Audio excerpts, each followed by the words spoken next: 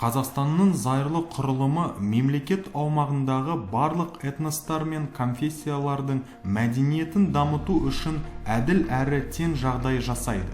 Қазақстанның әрбір азаматы этникалық шығу тегі мен діни көзқарасына қарамастан өзінің мәдениетін, дәстүрі мен тілін дамытуға, қоғам мен мемлекет өмірінің барлық салаларына атсалысуға құқылы.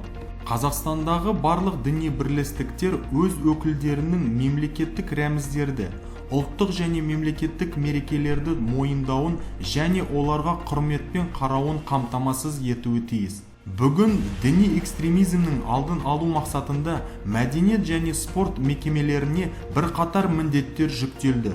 Қазақстан халқының мәдени мұрасын насихаттау, діни экстремизм мен радикализмге қарсы күресу үшін мәдениет қайраткерлерінің әлеуетін пайдалану, спортшылар мен олардың бапкерлерінде зайырлы дүниетанымды, конфессия аралық келісім мәдениетін, деструктивті идеологияға иммунитетті қалыптастыру.